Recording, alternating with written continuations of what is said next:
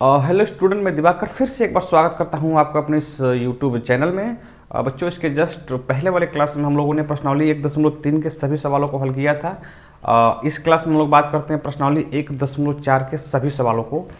और 1.4 शुरू करने से पहले एक छोटा सा उसका परिचय इंट्रोडक्शन है। उसमें दो ऐसे टॉपिक हैं जिसे आपको जानना बेहद ज़रूरी है और उसी के आधार पे ये प्रश्नावली पूरा है। और बस इन दोनों टॉपिक को आप अच्छे से समझ लेते हैं तो आपके लिए ये प्रश्नावली बहुत आसान और सरल हो जाएगा।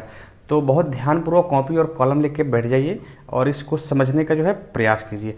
मैं आपको डिटेल में और बहुत सरल भाषा में समझाने का प्रयास कर रहा हूँ। ध्यान से देखिए।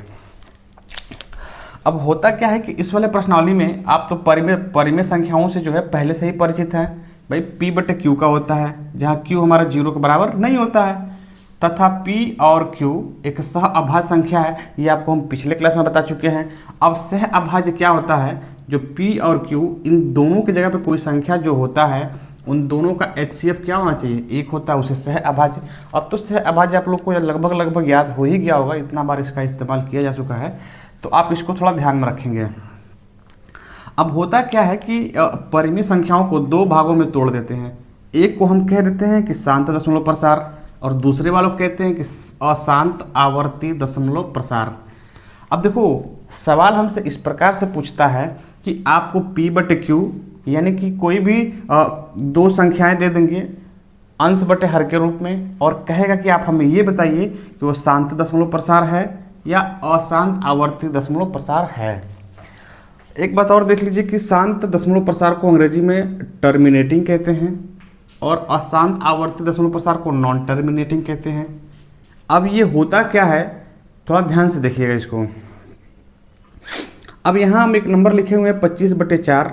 तो जब 25 को जब हम 4 से भाग देते हैं तो हमें मिलता है 6.25 और यहाँ 10 को हम 3 से भाग देते हैं तो मिलता है कि 3.333 और ये लगातार अनंत तक बढ़ती जाता है। अब एक चीज़ यहाँ से स्पष्ट हो रहा है कि ऐसी कोई भी संख्या जो अंश बटे हर के रूप में दिया है और जब हम अंश को हर से भाग दे रहे हैं तो वो फाइनली दशमलव के बाद से क्या हो जा रहा है? टर्मिनेट हो जा रहा है। टर्मिनेट होने का क्या मतलब है? थोड़ा यहाँ देखिए बोर्ड पे साइड में कि अगर ये आपको 25 दिया हुआ है और 25 में जब हम 4 का भाग लगा देते हैं तो क्या मिलता है? ये हो जाता है हमारा 4 6 का होता है 24। तो 25 में से जब 24 जाता है तो हमें मिलता है 1। दशमलव लगा के 0 बढ़ा लेते हैं तो 4 दूना हो जाता है हमें 8। इसे जब घटाते हैं तो हमें मिलता है 2 और इसी दशमलव से 0 तो 4 5 हो जाता है 20 और 20 को जब 20 से डिवाइड माइनस करते हैं तो हमें क्या मिल जाता है? 0। यानी एक बात स्पष्ट हुआ कि जो हम 25 को 4 से भाग दे रहे हैं वो दशमलव के बाद से हमेशा के लिए डिवाइड हो जा रहा है। उसे फाइनली टर्मिनेट किया जा सकता है। अंश को हर से भाग देने पर वो फाइनली टर्मिनेट हो जाता है, फाइनली डिवाइड हो जाता है दशमलव के बाद। तो उसे हम कह देते हैं कि शांत दशमलव प्रसार है। और जो नहीं होता है यानी कि जैसे ये है कि 10/3 और 10 में जब हम 3 का भाग लगाते हैं तो देखो क्या मिलेगा। आप यहाँ देख लो कि अगर हम 10 में 3 का भाग लगाते हैं तो 3 3 हो जाएगा 9, माइनस करेंगे तो यहाँ मिलेगा 1, फिर दशमलव लगाएंगे 0 से 10 हो जाएगा और फिर यहाँ करेंगे तो 3 आएगा, फिर 9 आएगा और ये प्रक्रिया लगातार यहाँ चलता रहेगा, ये अनंत तक जाता है। यानी कि कोई ऐसा परिमेय संख्या हमको दिया है जिसके अंश को हर से भाग देने पर वो दशमलव के बाद से पूरा भाग नहीं जाता है, फाइनली टर्मिनेट नहीं होता है, उसे हम कहते हैं अशांत आवर्ती। आवर्ती का मतलब होता है जो लगातार आती जाती है, लगातार जो संख्या आता है उसे हम आवर्ती कहते हैं। और दशमलव प्रसार मतलब दशमलव के बाद से उसको एक्सपेंड किया गया, उसको प्रसार किया गया है। मतलब कहने का साफ तौर पे ये है कि 10/3 को जब 10 को जब 3 से हम भाग दे रहे हैं तो दशमलव के बाद से संख्या कभी ख़त्म ही नहीं हो रहा है और लगातार रिपीट होता जाता है। उसे हम कहते हैं अशांत आवर्ती दशमलव प्रसार, नॉन टर्मिनेटिंग। ठीक, तो उम्मीद है कि शांत और अशांत आप अच्छे से समझ गए होंगे। अब बात कर लेते हैं कि अब मान लीजिए कि यहाँ पे आपको जो संख्या दिया गया है 25/4, 10/3, ये बहुत छोटे नंबर हैं जिसको आप भाग दे करके आसानी से निकाल सकते हैं कि शांत है कि अशांत है। लेकिन मान लीजिए कुछ बड़े नंबर मिल गए, जैसे मान लो हम कहते हैं कि ये 13 बटा है 31 25। अब 13 में जब 31 25 का भाग देंगे 3125 से, तब न जाके आपको पता चलेगा कि ये शांत दशमलव प्रसार है या अशांत दशमलव प्रसार है। तो वो प्रक्रिया बहुत लंबा हो जाता है और जो एग्ज़ाम में आपका जो है समय बहुत ज़्यादा खा जाता है। इसलिए आप लोगों को बस इतना ध्यान में रखना है कि जो Q होता है, Q मतलब जो हर में होता है, जो परिमेय संख्या का हर होता है, उसके अभाज्य गुणनखंड। अब अभाज्य क्या होता है, जैसे 4 है तो 4 का हम अभाज्य कुछ इस प्रकार से निकालते हैं कि 2 से किए तो ये 2 हो गया, फिर 2 से करेंगे तो ये 1 हो गया। अब इसके अभाज्य गुणनखंड में 2 पर घात कुछ n करके आए या फिर गुणे में 5 पर घात m हो जाए। अब n और m क्या होता है, m और n आपका पूर्ण संख्याएं होती हैं। इस n और m के जगह पे 0 1 2 3 से ले करके पूरी संख्याएं, मतलब जो पूर्ण संख्या है, कोई भी संख्या इस n और m की जगह पे आ सकता है, इस पूर्ण संख्या में से वही होता है। अब देखो होता क्या है कि 2 और 5 आने का क्या मतलब है कि जब शांत दशमलव प्रसार होगा तो उसके Q के अभाज्य गुणनखंडों में, Q के अभाज्य गुणनखंडों का मतलब P बटे Q यानी 25 बटे जो 4 दिया हुआ है, तो ये यहाँ पे हो गया Q 4। तो 4 का जब हम अभाज्य गुणनखंड करें तो या तो केवल उसमें 2 आए, जैसे यहाँ पे आया, देखो ध्यान से, जब 4 का हम किए हैं तो ये क्या मिला है, 2 गुणे 2 यानी कि 2 पर घात हो गया 2, और यही जो 2 है इसी को हम कह दे रहे हैं कि ये n है। n की जगह पे या तो 2 आ गया, या तो 0 आएगा, या तो 1 आएगा।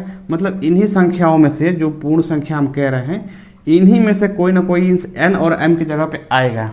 तो क्या है कि Q के अभाज्य गुणनखंडों में या तो केवल 2 आए या तो केवल 2 आए। जैसे यहाँ पे 25 को 4 से जब भाग दे रहे हैं तो 4 के गुणनखंड में केवल 2 मिल रहा है, 5 इसमें नहीं है।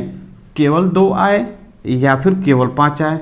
केवल 2 आने का मतलब क्या है, देखो ध्यान से कि Q बराबर केवल 2 आने का मतलब 2 पर घात 2 हो गया और 5 नहीं आया है, तो मतलब गुणे में 5 पे हो गया 0। देखो 0 भी आ गया, समझ रहे बात को।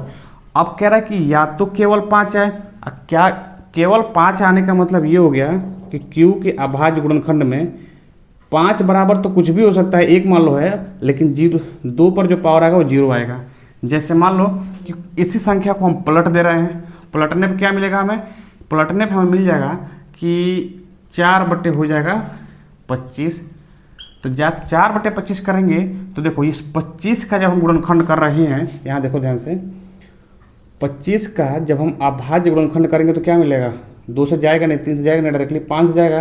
तो 5 से करेंगे तो 5, फिर 5 से करेंगे तो 1, यानी कि Q यहाँ पे Q बराबर क्या मिला हमें, 5 पर घात हो गया 2, तो यहाँ पे क्या मिल गया, 2 बराबर 2 पर घात मिल जाएगा 0। ये नहीं भी लिखेंगे, आप जानते हैं कि किसी भी संख्या पर अगर 0 घात हो तो उसका वैल्यू 1 होता है, तो इसलिए ये नहीं भी हम लिखते हैं तो कोई बड़ी बात नहीं है, इसे हटा भी सकते हैं।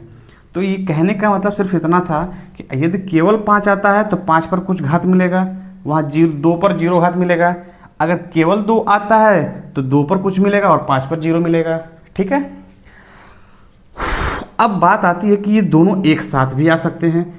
ये बात चल रही है शांत दशमलव प्रसार में कि उसके जो हर होते हैं उसके जब हम अभाज्य गुणनखंड निकालते हैं तो उसमें 2 और 5 भी आ सकता है, मतलब 2 और 5 एक साथ आ सकते हैं। जैसे मान लो कोई ऐसा संख्या है कि ऊपर कह दिए 3 और नीचे कह दिए 10, तो 10 के अभाज्य गुणनखंड को देखेंगे तो क्या मिलेगा, ये 2 से जाएगा, तो 2 से जाएगा तो क्या मिलेगा हमको, ये 5 हो जाएगा, फिर 5 से करेंगे तो और 1 मिल जाएगा। यानी 10 की जो अभाज्य गुणनखंड निकले उसमें 2 पर घात 1 और 5 पर घात क्या मिल गया, 1। आप ध्यानपूर्वक देख सकते हैं कि शांत दशमलव प्रसार में या तो केवल 2 आए उसके हर के अभाज्य गुणनखंड में, या तो केवल 5 आए या फिर दोनों 5 और 2 गुणा में एक साथ आए, तब भी हम क्या कहेंगे कि वो शांत दशमलव प्रसार टर्मिनेटिंग है, ठीक। तो ये बात हो गया इसका। इसको थोड़ा ध्यान से देखिए। अब ये कहता है कि भाई जो हमारा हर होता है, यानी जो इसमें जो Q होता है वो या तो मतलब 2 और 5 के अलावा, मतलब जैसे यहाँ बात कर रहे थे कि जो हर होना चाहिए, जो Q होना चाहिए, वो उसके अभाज्य गुणनखंड में 2 की पावर कुछ, 2 की घात n, 5 की घात 2 की घात n और 5 की घात m के रूप का होना चाहिए। और ये कहता है कि Q के अभाज्य गुणनखंडों में 2 और 5 के अलावा कोई और भी संख्या आए। मतलब सिर्फ ये है कि अगर हम किसी ऐसे हर के अभाज्य गुणनखंड को निकाल रहे हैं जिसमें 2 भी आ रहा है, 5 भी आ रहा है और उसके अलावा कोई और संख्या आ रहा है, तब जाके हम कहेंगे कि ये जो है अशांत आवर्ती दशमलव प्रसार है। जैसे मान लीजिए मैं 1/18 ले लेता हूँ। अब यहाँ जो 1/18 नंबर लिया गया ये परिमेय संख्या है। अब इसमें जो Q है वो क्या है, 18 है, और इसका अभाज्य गुणनखंड हम करते हैं तो क्या मिलेगा, 2 से करेंगे तो ये मिल जाएगा 9। अब 2 से जाएगा नहीं तो ये हो जाएगा हमारा कितना, 3 से जाएगा तो ये हो जाएगा 3, फिर 3 से करेंगे तो 1 हो जाएगा। यानी कि हम देख रहे हैं कि 18 के अभाज्य गुणनखंड में 2 × 3 मिल रहा है, यानी कि 2 और गुणे 3 पर घात हो जाएगा 2। तो आप देख पा रहे हैं स्पष्ट रूप से कि Q के अभाज्य गुणनखंडों में 2 और 5 के अलावा कोई और भी अंक आए। तो 2 भी आया है और 3 पर घात 2 आया है, मतलब 2 के अलावा भी कुछ आ गया, या 5 आता तो उसके साथ भी अगर कोई और आता है, तब जाके हम कहते हैं कि ये अशांत आवर्ती दशमलव प्रसार है। बस इस दोनों टॉपिक को अगर अच्छे से आप समझ गए होंगे तो आने वाला एक्सरसाइज आपके लिए बहुत आसान हो जाएगा। मैं डायरेक्टली आपको एक्सरसाइज पर लेके जाने का प्रयास कर रहा हूं, आप इसे अच्छे से नोट कर लें। हाँ तो प्यारे बच्चों, हम अपने प्रश्नावली 1.4 के पहले सवाल पे आ गए हैं और सवाल हमसे कह रहा है कि लंबी विभाजन प्रक्रिया किए बिना बताइए कि निम्नलिखित परिमेय संख्याओं के दशमलव प्रसार शांत हैं या अशांत आवर्ती हैं। तो आप इसके जस्ट पहले आप लोग ये सीख करके आ रहे हैं कि किसे हम शांत दशमलव प्रसार कहेंगे और किसे अशांत आवर्ती दशमलव प्रसार कहते हैं। ठीक है, तो आप जानते हैं कि किसी भी संख्या के हर जो भी हमें परिमेय संख्या दिया रहता है उसके हर के हम क्या करते हैं, अभाज्य गुणनखंड निकालते हैं और उसमें देखते हैं कि उसमें 2 पे पावर n गुणे में 5 पे पावर m के रूप में कुछ है कि नहीं है। यानी कि साफ तौर पे कहने का मतलब ये है कि परिमेय संख्या का जो हर होता है उसका हम अभाज्य गुणनखंड निकालेंगे, उसमें 2 और 3 के अलावा कुछ दिखेगा तो अशांत हो जाएगा, और केवल 2 है या फिर केवल 5 है या दोनों एक साथ हैं तो उसे हम कह लेंगे कि वो क्या है, शांत दशमलव प्रसार है। तो चलिए पहला देखते हैं। पहले सवाल में 13 बटा दिया है 31/25। तो 31/25 का यहाँ साइड में हम कर सकते हैं। 31/25 हमारा हर है, तो 31/25 का जब हम अभाज्य गुणनखंड निकालते हैं, हालांकि जो काम हम साइड में कर रहे हैं आप इसके साथ भी कर सकते हैं, क्योंकि हमारे पास जगह का थोड़ा शॉर्टेज है तो इसलिए मैं साइड में कर रहा हूँ। आप चाहें तो दोनों को एक साथ कंबाइन कर सकते हैं। तो 31/25 का अभाज्य गुणनखंड क्या होगा, ये 2 3 से जाता नहीं है, आप जनरली जाते हैं कि ये 5 से चला जाएगा आसानी से। तो 5 से जाएगा तो कितना बार में जाएगा, 5 6 हो जाता है 30, तो बचेगा 1 बचेगा, तो यहाँ हमें क्या मिल जाएगा, यहाँ हो जाएगा 12, तो 5 दूना 10, फिर 2 बचेगा तो 5 5 हो जाता है 25, फिर 5 से ही जाता है ये, तो ये क्या हो जाएगा, तो 5 1 कम 5, 1 बचेगा तो 5 दूना 10, फिर वही 25, तो 5 5 हो जाएगा 25, फिर 5 से जाएगा तो ये 5 दूना 10, 2 बचेगा तो फिर ये 25, 25 को फिर 5 से करेंगे तो ये 5 आएगा, और 5 को करेंगे तो फिर से क्या आएगा, 1। यानी हम एक चीज़ यहाँ देख पा रहे हैं कि जो 31/25 है, 31 और 25 है, उसको हम क्या कह सकते हैं कि 5 पर घात कितना हो जाएगा, 5। क्यों, क्योंकि 1 2 3 4 5, तो 5 बार गुणन लिखेंगे तो 5 पे पावर क्या हो जाएगा, 5। यानी ये हो जाएगा हमारे पास, इसको हम लिख सकते हैं ऐसे कि 13/5 पर घात हो गया 5, यानी कि शांत हो जाएगा, शांत दशमलव, आप चाहें तो लिख लीजिए दशमलव प्रसार है। बस पहले सवाल में इतना ही करना है कि उस जो भी संख्या हमको दिया गया, जो भी परिमेय संख्या दिया गया है, उसके हर को उस प्रकार से हम अभाज्य गुणनखंड निकालेंगे और केवल ये चेक कर लेंगे कि 2 पर घात कुछ या 5 पर घात कुछ या दोनों एक साथ मल्टीप्लाई में अगर कुछ आया है तभी कहेंगे कि वो शांत दशमलव प्रसार है, और नहीं तो नहीं है। और एक बात मैं और यहाँ पे आप लोगों को बता देता हूँ कि जैसे मान लीजिए कि बहुत से ऐसे परिमेय संख्या आपको मिल जाते हैं जो सिंप्लीफाई नहीं होता है। सिंप्लीफाई नहीं होने का मतलब ये है कि जैसे मान लो कि 12 है और नीचे मान लो हम कह दिए कि 9 है, तो 12 और 9 का जब आप एचसीएफ देखेंगे, एचसीएफ का मतलब क्या है कि किसी भी संख्या को जो सिंप्लीफाई रूप में लिख देते हैं तो उसका जो एचसीएफ होता है वो 1 हो जाता है। मतलब 12 और 9 का देखेंगे तो दोनों सह अभाज्य नहीं है, और ये हमसे कहता है कि आपका जो अंश और हर में जो संख्या होना चाहिए वो एक सह अभाज्य होना चाहिए। तो इसको सह अभाज्य बनाने के लिए क्या करेंगे, 3 से भाग देंगे तो 3 चौको हो जाएगा 12 और 3 तिया हो जाएगा 9। अब 3 और 4 का जो HCF आएगा वो क्या निकल के आएगा, वो 1 हो जाएगा। ठीक है, यहाँ पे नहीं होता, इसलिए इस बात को ध्यान में रखें कि अगर कोई जैसे ये वाला संख्या है, ये थोड़ा सा कटने पीटने वाला है, तो काट पीट लीजिए, जो बचे जिसका HCF दोनों संख्याओं का 1 है उसी का इस प्रकार से आप चेक करें, नहीं तो गड़बड़ हो जाएगा आपसे। ठीक है, तो ये बात आप ध्यान में रखें। अब जैसे यहाँ पे दिया है 17 है और नीचे दिया है 8, तो 8 का अगर आप करते हैं अभाज्य गुणनखंड तो क्या मिलेगा, 8 का करेंगे तो 2 से करेंगे तो 2 आएगा, सॉरी 4 आएगा, फिर 2 से करेंगे तो 2 आएगा, फिर 2 से करेंगे तो क्या मिलेगा 1। यानी कि 8 को हम क्या लिख सकते हैं कि 2 पर घात हो जाएगा 3, यानी कि 2 पे घात के रूप में हमको मिला है, इसलिए इसको हम आसानी से क्या लिख सकते हैं कि ये शांत दशमलव प्रसार है, या यूँ कह लें कि 17/2 पर घात 3 जो शांत है। आप शांत दशमलव प्रसार भी लिख सकते हैं और केवल शांत है ये भी लिख सकते हैं, इतना डिटेल में जाने की जरूरत नहीं है।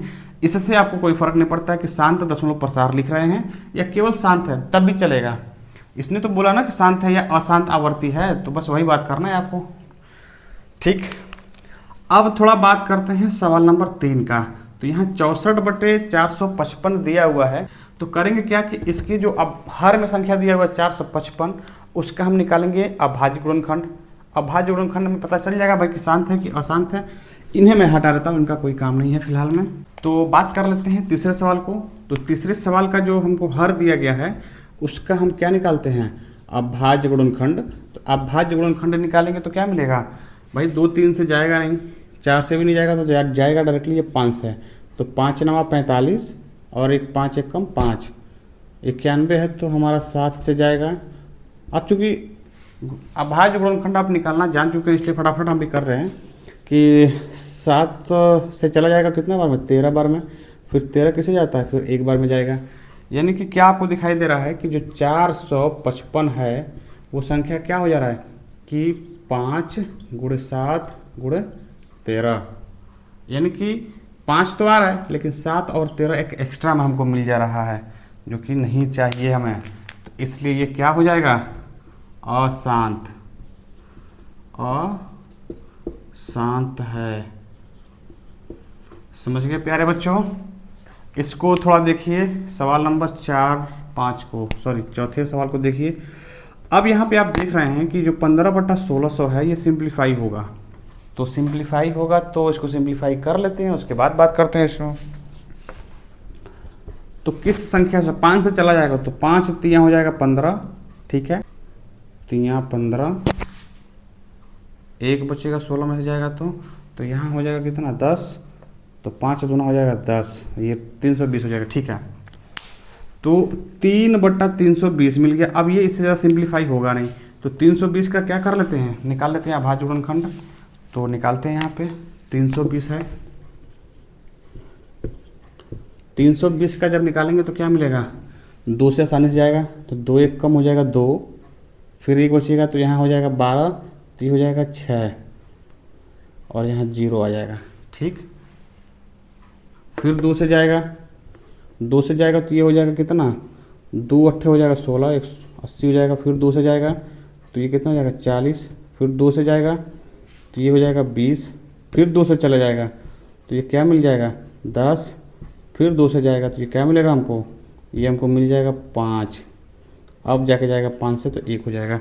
यानी कि क्या हमको दिखाई दिया कि जो 320 है वो क्या मिल गया, 1 2 3 4 5 6, यानी 2 पर घात हमें मिल गया 6 और गुणा 5 पर घात कितना मिल गया 1, यानी कि ये 2 और 5 एक साथ आ रहा है, इसलिए इसे हम कह सकते हैं यह शांत दशमलव प्रसार है, शांत है। ठीक है जी। तो इसी प्रकार से आप पांचवा चाहे तो कर सकते हैं। पांचवा का करेंगे तो ये भी आपका मिल जाएगा अशांत, क्योंकि 300 जब 43 का अभाज्य गुणनखंड हम करते हैं, 343 का, सॉरी 47 नहीं बल्कि 43 है, तो इसे हम लोग क्या करेंगे, ये डायरेक्टली 1 2 3 से तो नहीं जाता है, डायरेक्टली जाएगा 7 से। तो 7 से जाएगा ना, हाँ चला जाएगा 7 से। तो क्या हो जाएगा, 7 चौको 28, 7 चौको 28 हो जाएगा। तो बचेगा आपका 4 2 6, तो 7 9 होता है 63, फिर 7 से जाएगा तो ये 7, फिर 7 से जाएगा तो क्या हो जाएगा 1। यानी कि जो 343 है उसे हम क्या लिख सकते हैं, उसे लिख सकते हैं 7 पर घात हो गया 3, यानी कि जो है जब 7 मिल गया 2 और 3 दोनों नहीं आए, इसका मतलब ये क्या है, अशांत है। बस इतना बात आपको कहते जाना है। इसमें 2 और 5 दोनों हैं, स्पष्ट रूप से 2 पर घात कुछ, 2 पर घात n और 5 पर घात m के रूप में दिया हुआ है, तो बिना कुछ किए दिख रहा है कि ये शांत है। ठीक है बच्चों, कोई दिक्कत वाली बात नहीं है। और इस वाले पोर्शन में आप थोड़ा ध्यान से देखें तो इसमें क्या है कि 2 पर घात हमको कुछ दिख रहा है, 5 पर भी दिख रहा है, लेकिन एक एक्स्ट्रा हमको मिल रहा है 7 पर घात 6, तो ये हमारा अशांत हो जाएगा, अशांत है। क्यों है, क्योंकि भाई हमको 2 और 5 के अलावा कुछ और चाहिए ही नहीं, इसमें एक्स्ट्रा दे दिया है। अब इसको भी सिंप्लीफाई करना पड़ेगा। देखिए सिंप्लीफाई करेंगे तो क्या मिलेगा, 2 3 हो जाएगा 6, सर 3 दूना हो जाएगा 6, 3 दूना हो जाएगा 6 और 3 5 हो जाएगा 15, यानी कि 2 बट्टे हमको मिल जाएगा क्या 5, 2 3 दूना हो जाएगा 6, 3 5 हो जाएगा 15, तो डायरेक्टली 5 है। मतलब डायरेक्टली अगर यहाँ 5 हमको मिल गया तो ये भी क्या हो जाएगा, शांत होया।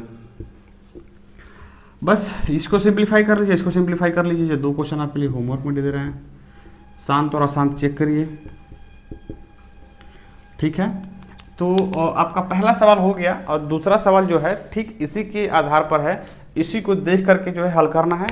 और प्यारे बच्चों हम लोग दूसरे सवाल को देखते हैं और ध्यानपूर्वक देखिए आप लोग। सवाल बोला है कि ऊपर दिए गए प्रश्नों में उन परिमेय संख्याओं के दशमलव प्रसार को लिखिए जो शांत हैं। इसके जस्ट पहले हम लोगों ने देखा है, जो ऊपर हमको प्रश्नावली 1.4 का जो पहला सवाल में 10 सवाल दिया था, उसमें हम लोग देखे थे कि कौन शांत है कौन अशांत है। तो उनमें से मैं कुछ सवालों को लिख लिया हूँ जो शांत थे, बाकी आप लोगों के लिए होमवर्क में छोड़ दिया हूँ ताकि आप घर पे भी बैठ के 1 2 सवाल करें। ज़्यादा नहीं है, 2 या 3 ही बचा होगा इसके बाद। तो जो शांत थे उसको मैंने नोट कर लिया है। अब सवाल हमसे ये कह रहा था, पिछले सवाल में तो हमसे ये कहा गया था कि केवल इतना बताइए कि शांत है कि अशांत है, और इस सवाल में हमसे ये पूछा जा रहा है कि भाई शांत है तो उसको प्रसार कीजिए, मतलब उसको दशमलव में लिख करके दिखाइए कि कैसे लिखा जाएगा। जैसे अगर ये 13 में हम 31 से 25 से भाग देते हैं तो दशमलव में जो संख्या आता है उसको हमको लिख करके दिखाइए, ये सवाल हमसे बोल रहा है। तो यहाँ पे क्या है कि अगर आप 13 में 31 25 से भाग देने जाएंगे तो थोड़ा सा आपके लिए जो है कठिन होगा, थोड़ा लंबा प्रोसेस हो जाएगा। जैसे जो भी बड़े बड़े नंबर्स हैं उससे अगर आप भाग देते हैं तो बहुत ज़्यादा समय आपका चला जाएगा, लेकिन इसका एक शॉर्टकट तरीका है जो बहुत बेहतरीन है, और एक बार आपको समझ में आ जाएगा तो फटाफट इसे आप कर लेंगे। क्या है तरीका, देखिए ध्यान से। जैसे आप ये भी जानते हैं कि अगर किसी भी संख्या में 10 से भाग देना हो, 100 से भाग देना हो, 1000 से भाग देना हो, या फिर किसी भी ऐसे संख्या में भाग देना है जिसके हर में 1 के बाद से 0 0 संख्या दिखाई दे, तो होता क्या है कि ऊपर जितने नंबर हैं उतना हम काउंट करके उसके आगे 0 दशमलव लगा देते हैं, तो हो जाता है हमारा डिवाइड हो जाता है। तो वही काम हम लोग यहाँ पर भी करने वाले हैं। कैसे करेंगे थोड़ा ध्यान से देखिए। हम लोगों को करना क्या है कि किसी भी तरीके से, जैसे मान लो एक 13/31 है, तो 13 तो वही है, और 31 25 का जब अभाज्य गुणनखंड निकालेंगे तो 5 पर घात क्या मिल जाएगा हमको 5। अब हमको करना क्या है कि इस हर में किसी तरीके से 1 के बाद से 0 0 कितना भी है वो बात का मैटर है, लेकिन 1 के बाद से 0 0 संख्या आ जाए। अब इस वाले पोर्शन में क्या है कि 13/31 25 है। अब 13 बटा जो 5 पावर 5 है अब इसको हमें 1 के बाद से 0 0 कैसे बनाना है, मतलब यहाँ 10 कैसे बना लेंगे, 10 बन जाएगा तो हमारा काम आसान हो जाएगा, डिवाइड करना हमारे लिए आसान हो जाएगा। कैसे बनाते हैं थोड़ा ध्यान से देखिए। हम जानते हैं कि 10 आने के लिए 2 कंडीशन होनी चाहिए, एक तो 2 और एक 5। 2 और 5 हमारा है, तब उसका जब गुणा करते हैं तो क्या मिलता है, 2 और 5 का जब हम गुणा करते हैं तो ये मिल जाता है हमको कितना, 10। ठीक है, और 10 पे पावर अगर हम 2 करते हैं, 3 करते हैं, 4 करते हैं तो क्या मिलेगा, उतना जीरो बढ़ते जाएगा। 3 करते हैं, मान लीजिए कि अगर 3 करते हैं तो 10 के पास से कितना जीरो बढ़ जाएगा, 3, क्योंकि भाई 10 गुणा 10 गुणा 10। तो उसी प्रकार से हमको यहाँ सोचना है। सोचना इस प्रकार से है, बहुत ज़्यादा डिटेल में जाकर सोचना नहीं है। जो यहाँ दिखाई दे रहा है, अगर 5 पर घात 5 है या 2 पर घात 5 है, तो आप जानते हैं कि 5 में 2 से गुणा कराने पे और 2 में 5 से गुणा कराने पे हमारा 10 बन रहा है, जो यहाँ दिखाई दे रहा है। हमको करना क्या है, करना ये है कि 5 पर पावर जो 5 है, इसको हम क्या करेंगे कि 2 पर पावर 2 से ऊपर गुणा और नीचे भी क्या कर देंगे, गुणा या गुणा भाग जो कह लीजिए आप। कहते हैं क्या कि यहाँ पे मैं थोड़ा दूसरे कलम से लिख दूँ ताकि आपको अच्छे से समझ में आए कि 2 पर घात जो 5 है देख करके 5 कर देंगे, और सेम वही प्रोसेस 2 पर घात 5 ऊपर कर देंगे। तो होगा क्या इससे कि ये तो 2 पर घात 5 का मतलब हो जाएगा 2 दूना 4, 4 दूना 8, 8 दूना 16, 16 दूना 32, यानी कि ये हो जाएगा 13 बटा ये 13 और गुणे 2 पर घात 5 का मतलब हो जाएगा 32, और बटे में हो जाएगा कि 5 पर घात 5 गुणे 2, अब पूरे पे घात कितना हो जाएगा 5। भाई दोनों पे पावर सेम होता है तो इसको बेस कहते हैं, इसको क्या बोलते हैं, पावर। तो जब पावर सेम होता है तो बेस का मल्टीप्लाई हो जाता है। ठीक है जी, तो करेंगे क्या, अब 13 का जब 32 में जब हम गुणा कराएंगे तो हमें मिलेगा ये कि 13 दूना होता है 26, तो 26 का हो जाएगा 6, हाथ में हो गया 2, तो 13 तिया होता है 39 और 2 हो जाता है 41, तो ये हो गया 416, और ये हो जाएगा 5 दूना 10 और 10 पे घात कितना हो जाएगा 5। भाई 10 गुणे 10 गुणे अगर हम 5 बार लिखते हैं तो 1 के बाद से कितना जीरो मिल जाएगा हमको, देखो यहाँ हमें मिलेगा कि 416 बटा में 1 के बाद से 5 जीरो हमको दिखाई देगा, 1 2 3 4 और 5। भाई 10 गुणे 10 गुणे 10 गुणे हम 5 बार लिखेंगे तो क्या मिल जाएगा, 1 2 3 4 और 5 जीरो मिल जाएगा। अब यही काम करना क्या है कि ऊपर काउंट कर लो, 1 2 3, भाग देना हो गया हमारे लिए आसान। तो क्या हो जाएगा कि 3 अंक तो ये है, यानी कि ये हो जाएगा 0.0041 और 6, ये इसका फाइनली क्या हो जाता है, दशमलव प्रसार होता है। बस फिर से समझिए कि जो हमको हर में दिया हुआ है उसको किसी भी तरीके से 10 के रूप, किसी भी तरीके से, क्या तरीका एकदम सिंपल होता है कि अगर 5 दिया है उस पर पावर जितना है उसके अपोजिट जो 2 दिया रहता है उसके साथ में जो रहता है 2 पे उतना ही घात से गुणा और उतना ही घात से क्या कर देते हैं, भाग दे देते हैं। और अगर मान लीजिए 2 दिया है तो उसी संख्या, मतलब 2 दिया है तो 5 से उतना ही पावर से गुणा और भाग कर लेंगे, तो फिर नीचे हमारा 10 बन जाएगा। और जब जस्ट 10 बनता है तो उसके बाद से जो है हमारा कहानी आसान हो जाता है।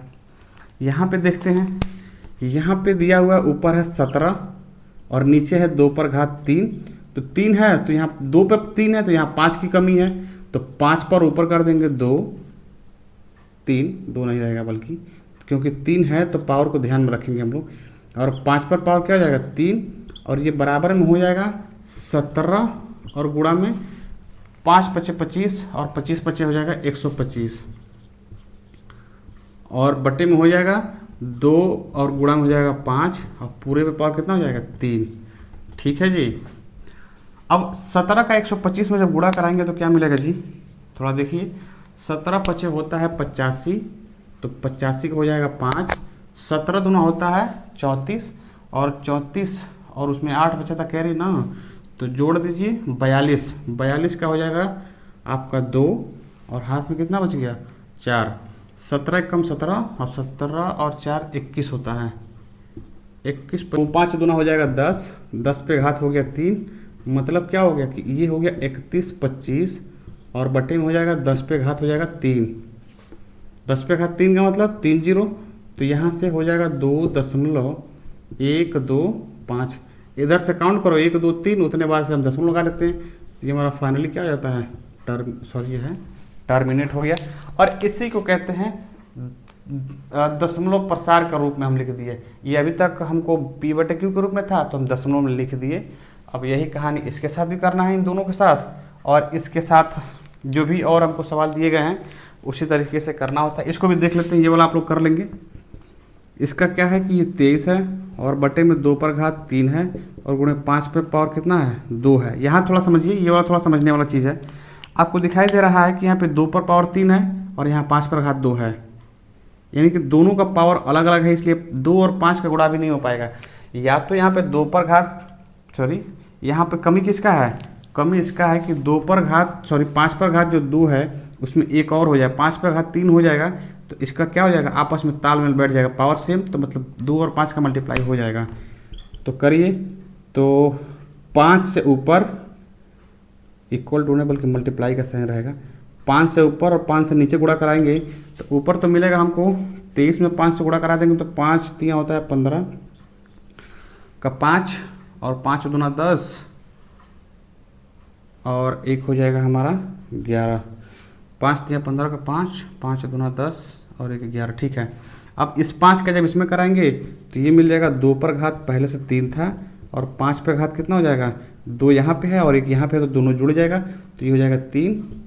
मतलब एक चीज़ साफ हो गया कि 115 बटे में 2 गुणे 5 पूरे पावर कितना हो जाएगा, दोनों पावर 3 है तो 3, तो 115 और बटे में 5 दूना हो जाएगा 10, तो 10 पर घात कितना हो जाएगा 3, यानी कि जब 10 पर घात 3 हो गया तो 115 बटे हो जाएगा 1 के बाद से 3 जीरो, यानी कि 0.115, ये हमारा दशमलव प्रचार का फाइनल आंसर हो गया।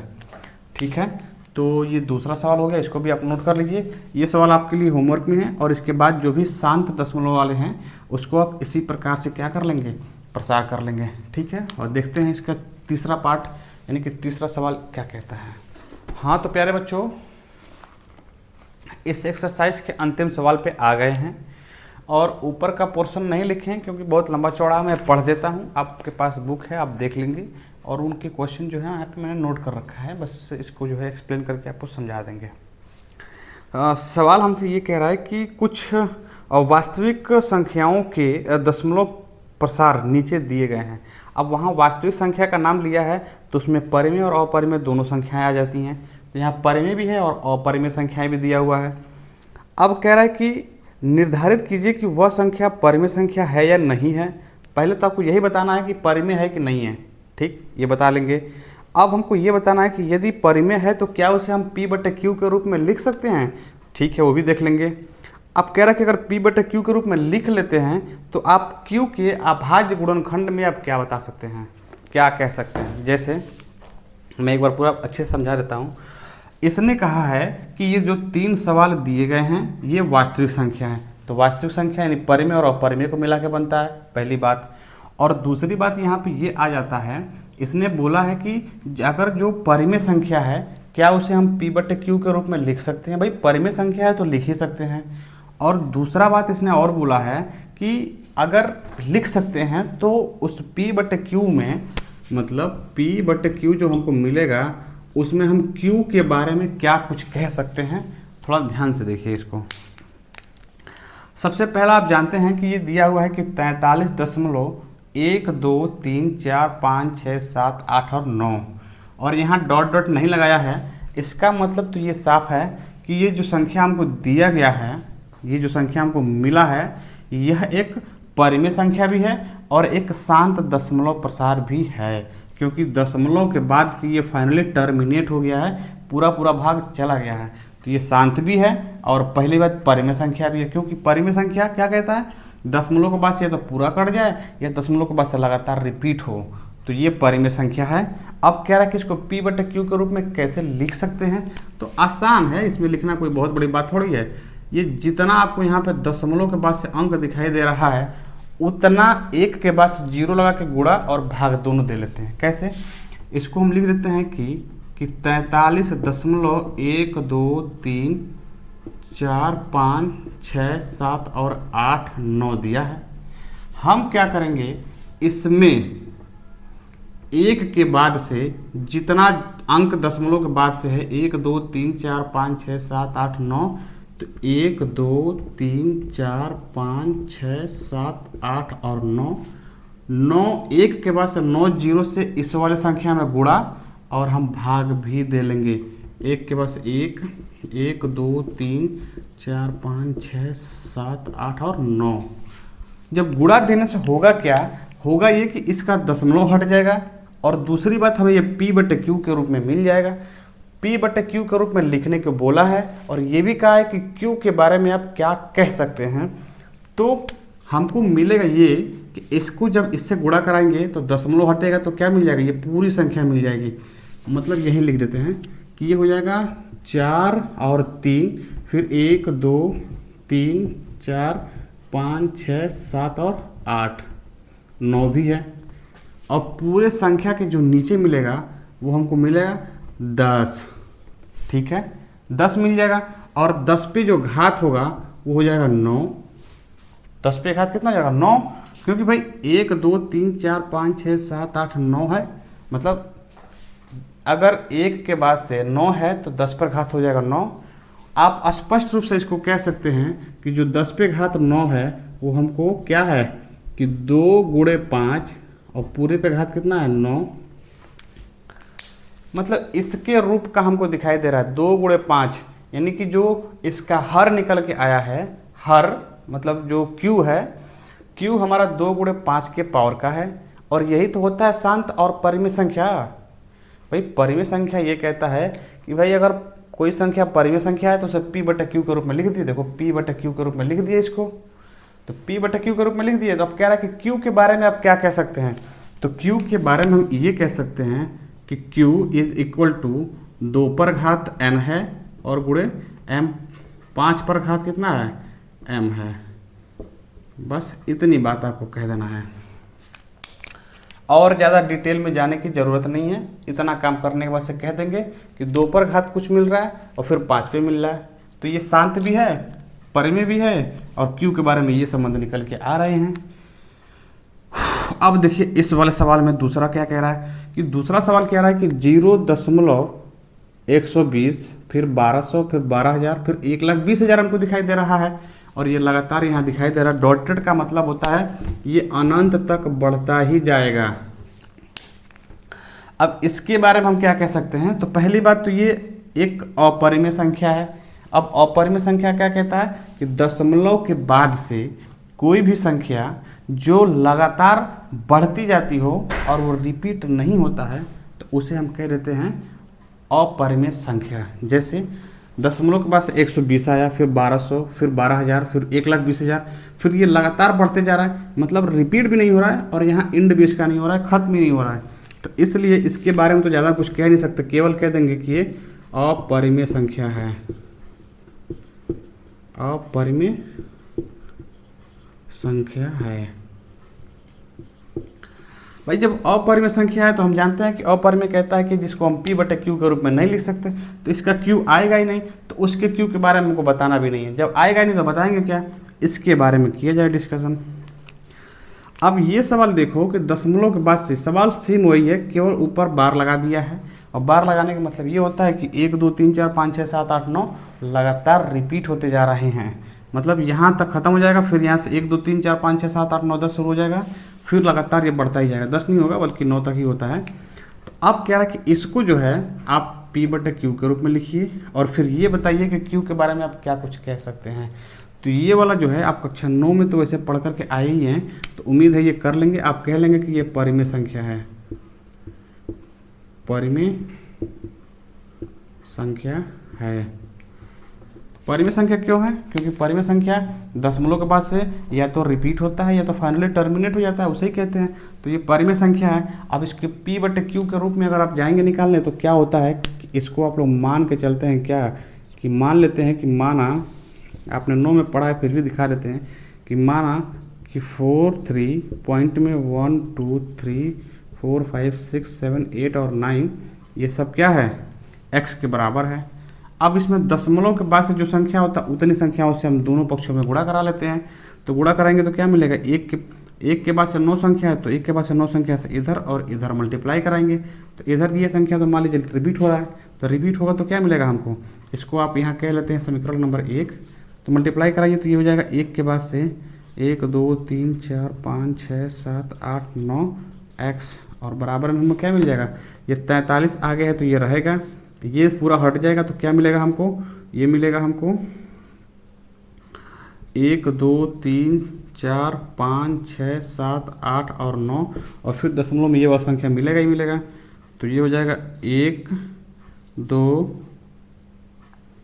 3 4 5 6 7 8 और 9, 1 2 3 4 5 6 7 8 9, और इस पर लग जाएगा बार, और इसको कह देंगे समीकरण नंबर 2। 1 और 2 से हमको एक चीज़ मिलता है कि घटाने पर जो है ये दशमलव के बाद वाला जो पोर्शन होता है वो माइनस हो जाता है। हाँ, तो क्या बोलते हैं, ये जो 43.1 2 3 4 5 6 7 8 जो 9 संख्या दिया गया है तो एक परिमेय संख्या, लेकिन अभी अभी जस्ट हम लोग पढ़े हैं कि जो दशमलव के बाद जब संख्याएं क्या होती हैं, लगातार रिपीट होती हैं, उसे हम क्या बोल देते हैं, उसे हम ये बोलते हैं कि अशांत। ये परिमेय संख्या तो है लेकिन अशांत और क्या है, आवर्ती है, आवर्ती दशमलव प्रसार है, दशमलव प्रसार है।